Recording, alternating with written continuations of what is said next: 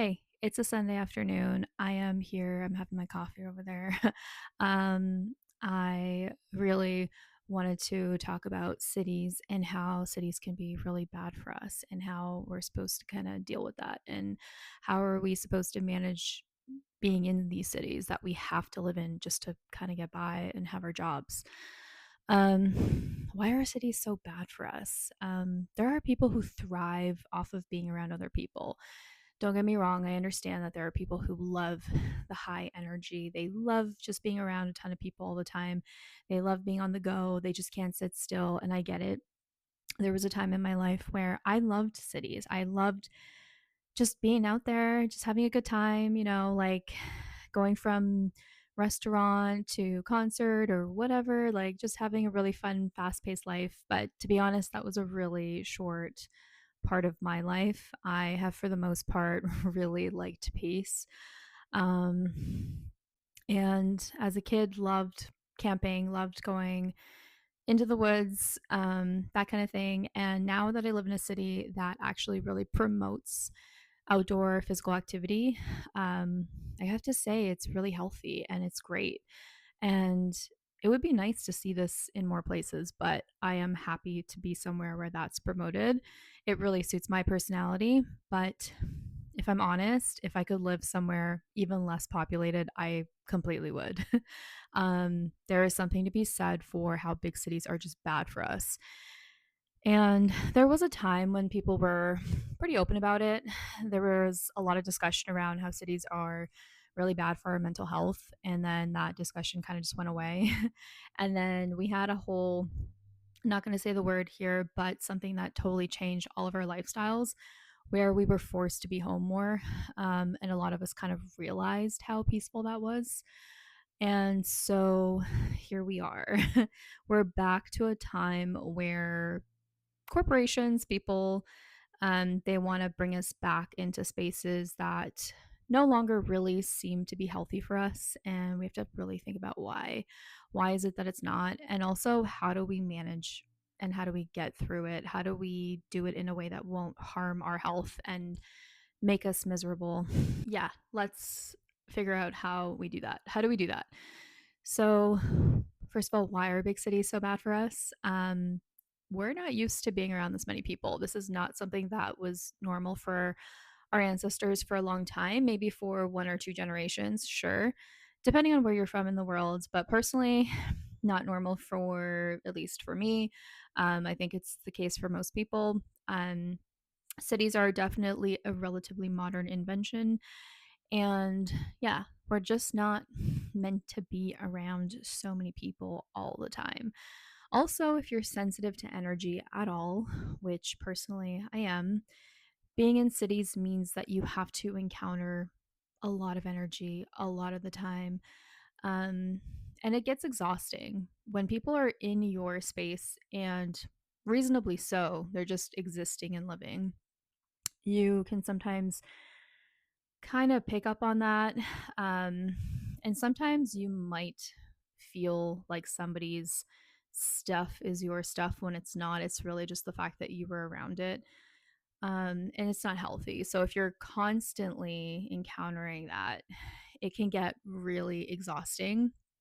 You sometimes can lose vision of who you are, but it's not something you're always conscious of. It just might be something that's kind of like, I feel like trying this thing. I feel like doing this thing, but it's really just external influence and it's not really coming from you. So that energetic overload can be really unhealthy for us, especially when we don't have enough time to go and recharge and do things that helps us kind of reconnect to nature and to ourselves. So the energetic overload is the number one thing that makes living in cities really hard. The second thing is that cities just have a whole lot of chaos. Even me living in a city that's got nature nearby, has nature embedded in the city, there's actually more chaos here than people would think.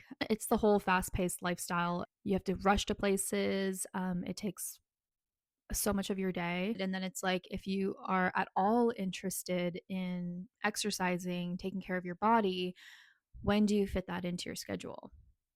Do you do it after work when you're exhausted? Do you do it before work when you're exhausted? Do you do it while you're stuck in rush hour? Like, when are you supposed to fit that into your schedule? Um, and then you're supposed to get yourself ready for bed. You have to relax your body. And how do you do that when you are stressed and your body's just on fight or flight mode? You're ready to go at all times. You're kind of on alert. How do we manage it? How do we kind of cope with it? How do we handle and deal with it? Here are some really good tips for you. So, the first one is to incorporate yoga into your schedule every single day. And I know that sounds like I don't have time for that. I have to rush to get to work. But sometimes even 10 to 15 minutes every morning and before bed is enough time for you to relax your nervous system before you rush out. So, taking 10 to 15 minutes as soon as you wake up to go and just go do some stretches, have some time where you're not talking to anyone, you're just kind of in your own energy is great for that. And then doing it again at bedtime when you're able to kind of just have your own time, unwind, is wonderful. You're able to kind of come back to your own energy. You're able to process everything that you've gone through for the day, and you're able to just kind of relax. The second tip is to simply schedule out your time. And this is the hard part for me too, because it's hard to stay motivated. It's hard to stay on top of the things that you care about when you're tired. So, as somebody who finds it pretty easy to fit yoga into my day because it's now been several years of practicing it and having it as a daily habit and just kind of incorporating it into my life and seeing the benefits and understanding that it's way better for me to do it than not do it.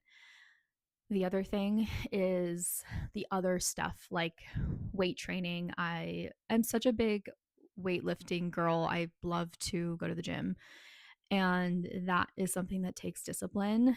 You have to schedule it into your days, into your weeks. So, sitting down and telling yourself which days you're going to go and do that helps a lot. It helps to have a buddy or a partner or somebody who can go with you, basically saying, like, hey, I want to go do this on Mondays and Thursdays and then on Saturdays. And so Monday and Thursday might be kind of a crappy post work time where you have to rush yourself to the gym. And then when you start to see the benefits, you understand that it's actually a good thing. And then it becomes easier and easier for you to do. It's really hard in the beginning, though. It takes a while for you to get comfortable with it. But then once you're comfortable with it, you see how it's doing a lot for you in terms of energy, then you're able to make it more normal in your schedule. The third thing is it's normal if you need time to yourself. It's normal to need time at home alone. Um, I know I sound like a mega introvert in this video, but the funny thing is that I'm actually somewhere in the middle, but I still need time alone. I still need time to kind of just unwind from the day. And some days after work, I don't want to do anything. I just want to be home. So that is a helpful thing to do. And it's okay. Sometimes we're not available for people, and that's fine. You just have to let people know.